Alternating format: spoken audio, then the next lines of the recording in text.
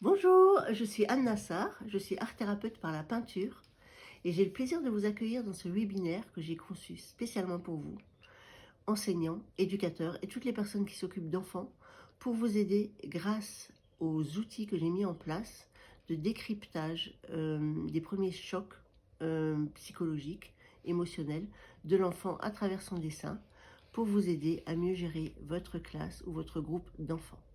Alors pour ma part, j'ai un parcours de plasticienne à la base. Je fais des études, d'art plastique, d'histoire de l'art et j'ai travaillé 15 ans dans l'art contemporain jusqu'à qu'un événement, personnel, intérieur, me fasse me diriger vers la thérapie et j'ai donc fait à ce moment-là une formation d'art-thérapie que j'ai fait chez Asphodel à Paris et en même temps que le directeur du collège lycée Sophia dans la région parisienne me proposait un poste d'enseignante en arts plastiques pour sa classe, pour ses classes en fait, ou ses élèves qui étaient dits sortis du système scolaire.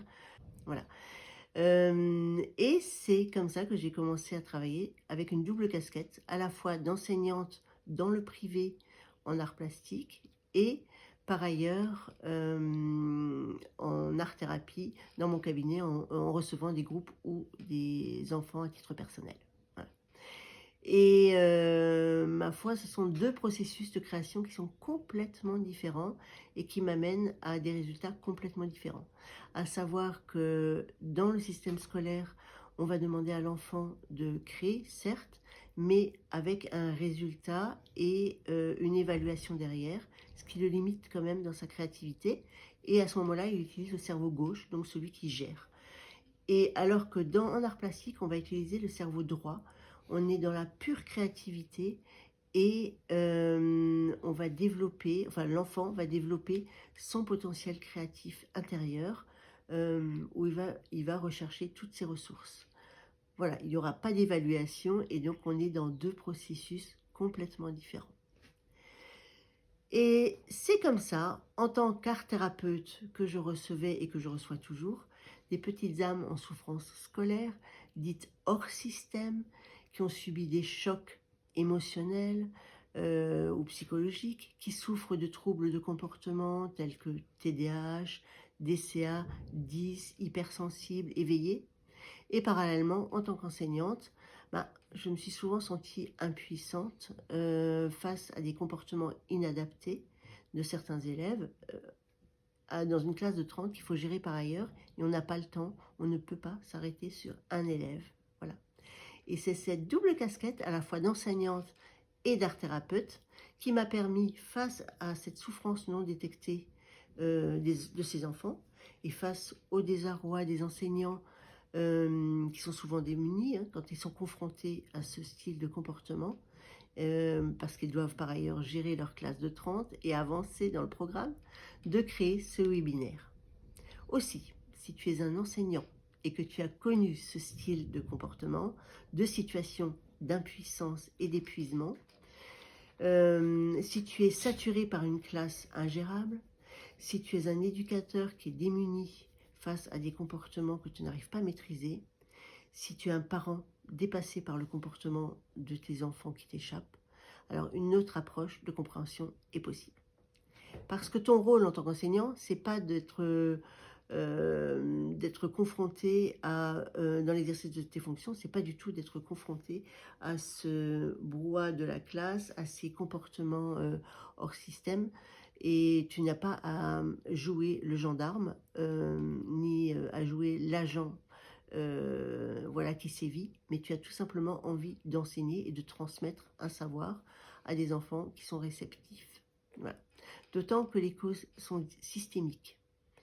Il y a en général la difficulté d'identification déjà au préalable par rapport aux problèmes de l'enfant, et ce, dès les moyennes sections ou la maternelle.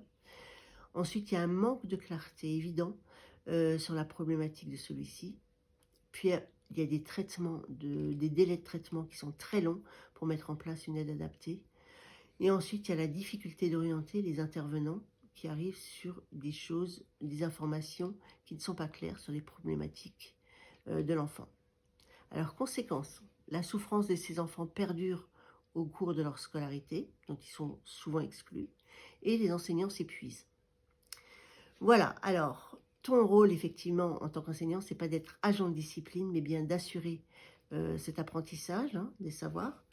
Et j'ai pu me constater au cours de ma carrière qu'effectivement, il y a un manque d'outils indéniables pour gérer ce genre de situation.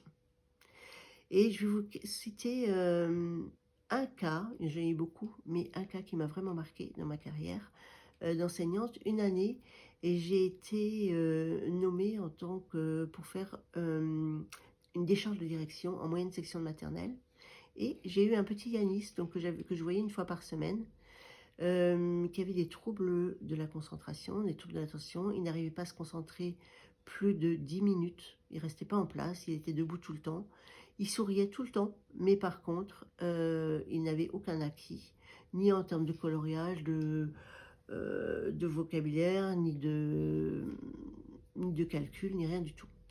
Et les autres enseignants me disaient oui, il est violent avec les autres enfants, c'est parce que ses parents se séparent, sa maman est partie, mais son papa s'en occupe très bien. Voilà. Et il se trouve que le même été, sa maman est venue me voir en cabinet avec son fils. Et ce fils, c'était justement le petit Yanis. Et le petit Yanis, dans son premier dessin, j'ai lu de suite, et vous auriez pu le voir, après avoir fait ma formation, franchement, n'importe qui d'entre vous pourrait le reconnaître, Yanis subissait des abus sexuels. Voilà, et ça se voyait clair et net. Alors, sans cette détection, ce petit Yanis aurait pu continuer sa scolarité dans la violence, exclu du système scolaire, n'ayant aucune capacité d'apprentissage, parce que dans quel cas tout le cerveau droit est occupé, le cerveau émotionnel, et par ailleurs, tous les enseignants se seraient arraché les cheveux, les parents dans l'incompréhension. Donc c'est pour éviter ce genre de souffrance infantile et le désarroi des enseignants et éducateurs face à ce type de problème que je vous propose une formation que j'ai créée qui s'appelle Vibre Éveil, une formation que je vous propose en vidéo sur 5 modules de 1h30, alternant pratique et théorie. Bon, alors ce qui est clair, vous ne serez pas thérapeute à la fin de cette formation. Vous serez juste capable de décrypter les premiers signes de choc ou de déséquilibre psychologique de l'enfant à travers son dessin, qui vous permettra d'alerter et de diriger sur les personnes adéquates. Vous serez capable d'interpréter le sens des couleurs de tous les dessins, et vous serez surtout devenu très sensible à ce mode d'expression et de détection comme un radar aussi. Voilà. Et pour que vous puissiez le sentir et le vibrer de l'intérieur, comme Vivre Éveil, je vous propose 2 ateliers gratuits.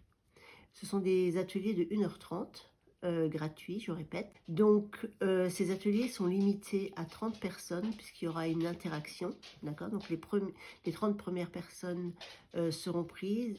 Alors, pour vous inscrire, vous vous appuyez simplement sur le bouton ci-dessous, voilà, et vous aurez en retour un email avec le lien de l'atelier. Voilà. Alors, sachez que j'ai vraiment à cœur que cette méthode de décryptage de dessins d'enfants et de cette lecture de dessins d'enfants soit vraiment divulguée et diffusée partout pour limiter ces souffrances des deux côtés. Et j'aimerais simplement que vous sachiez que j'ai très à cœur de voir multiplier ma formation.